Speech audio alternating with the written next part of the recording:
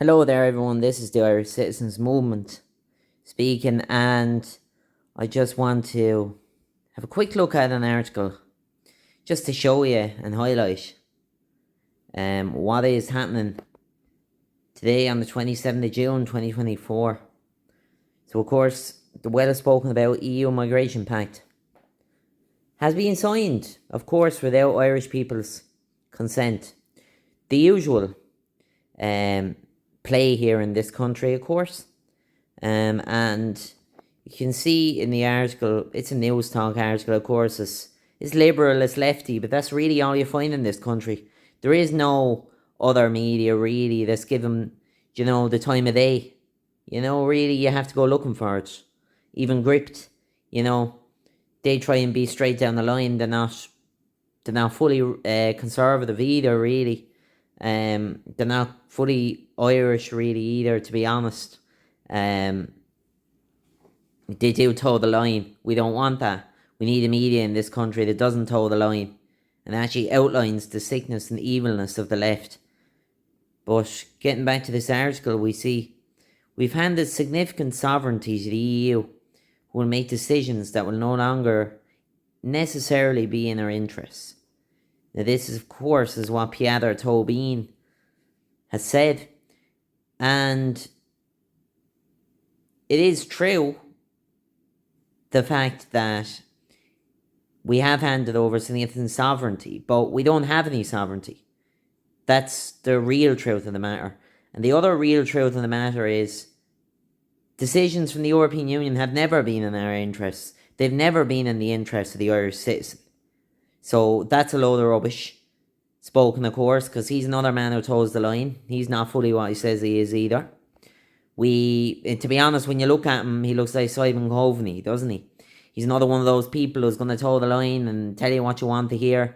And then once he's in power, he's going to just sell out. And he'd just sell out. And there's a lot of people, to be honest, who call themselves Irish, who are just willing to sell out because they're self-centred, selfish hacks. And we have a lot of them in this country. We have a lot of do-gooders, of course.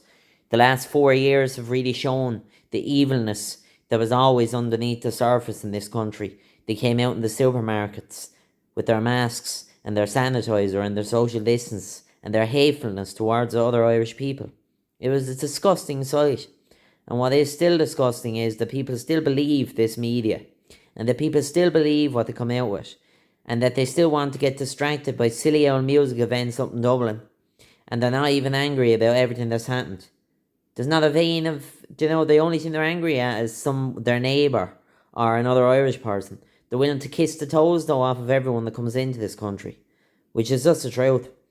And Peadar Tóibín, getting back to this, is the Aontaithe leader. And he's warning that the deal sees Ireland hand significant sovereignty, with Brussels empowered to make decisions that will no longer necessarily be in their interests. They were never in their interests. Deputy Tóibín was speaking after the Dáil voted to opt into the pact by an hour 79 to 72 margin late on Wednesday night.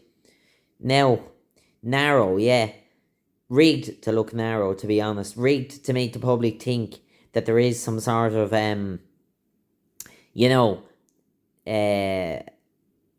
basically a group that's going to obviously go against the wills of the main powers in this country.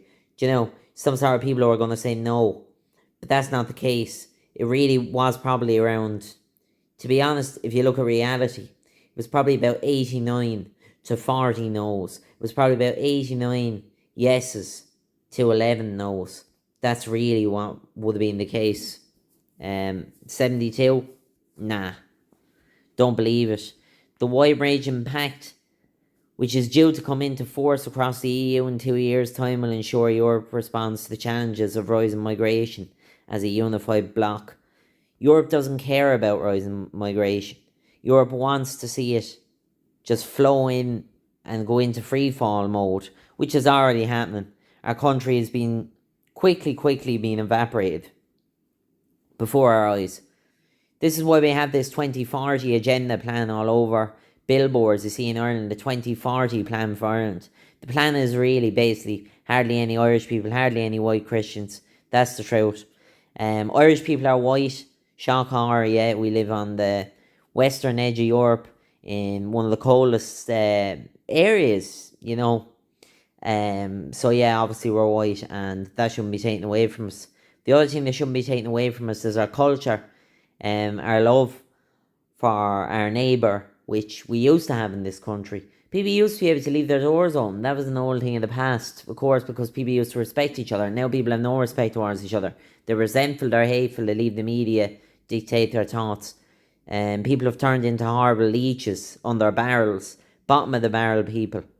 There's only a certain minority, I would say, now in this country that still have good God-fearing values, good country values, and just good human beings in general. That's what you want. There's only a small amount of them now. And that's a sad thing to say. But in this article, we're getting into it. I ended on the fact that there will be a unified bloc on the immigration crisis, which is total nonsense. Total falsity, not true. The pact will see common rules introduced across the bloc. What is this? The Eastern Bloc, is it? Yeah, that's what we may as well be, because we're underneath socialism already. We're under the hammer. We're under the hammer and sickle. Now, I'm only 27 years of age, and I know me history. But people who are older than me, and people who are younger especially, they don't have a clue. And people my age don't have a clue. They all roll up their sleeves to get jabbed. They all roll up Palestine flags and Ukraine flags as quick as you can tell them.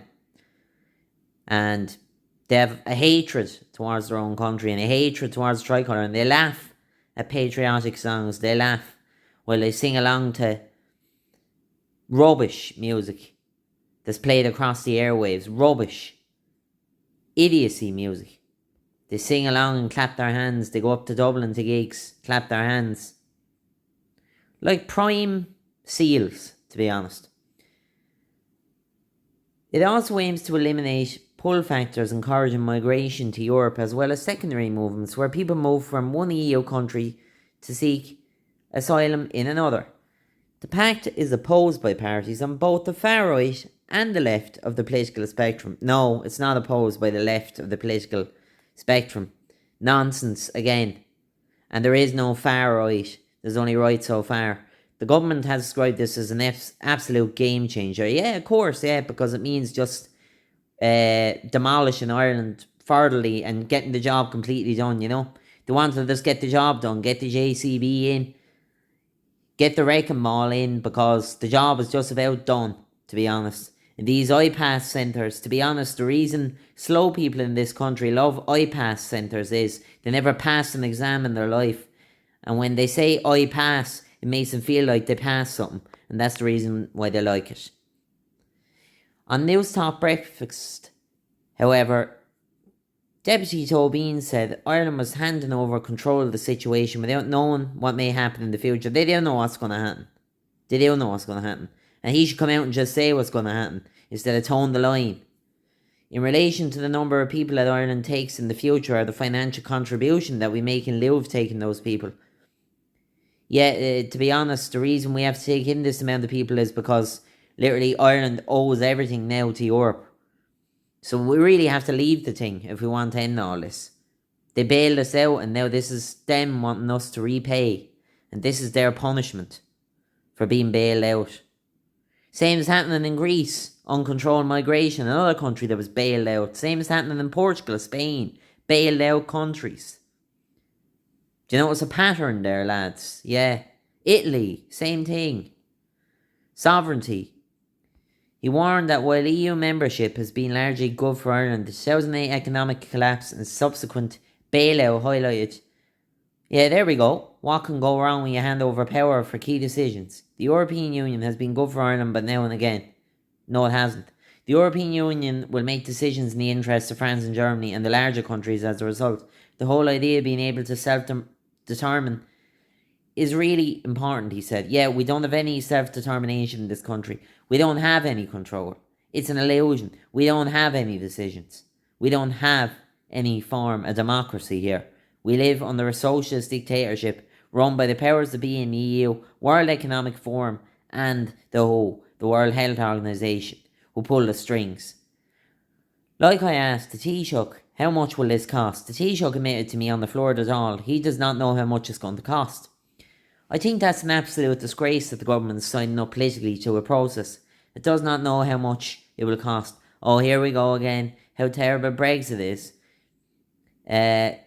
News talk, of course, Liberal, all they're ever going to say is the negatives of Brexit. Well, the positives is at least they left. That's all I say. That's a positive, isn't it? Other positives is at least Britain feels some sort of Britishness and some sort of identity that they left. I know it hasn't done them any good, but it doesn't mean that if we left, we'd make a shambles of it ourselves. We need a government that's going to handle it properly. We need a new government, a new movement. British usefulness, well, uselessness and dysfunction cannot be seen as the template for democratic self-determination across the world, he said.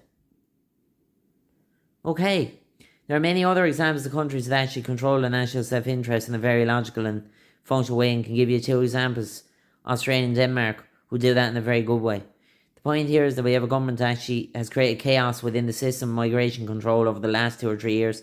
They created at the beginning as well with lockdowns, created at the beginning with their whole LGBTQI agenda as well, which has ravaged our country of any sense of normality. Issue now, really getting back to this, the fact that it's actually an important issue in the last 6 months, and now is actually handing this power over to the European Union instead. The power has always been the European Union hands. Human rights organisations have also criticised the pact, which includes plans to hold some asylum seekers in designated locations, yeah, right next door to you. Get ready, Irish people, to get kicked out for these wasters, these dregs.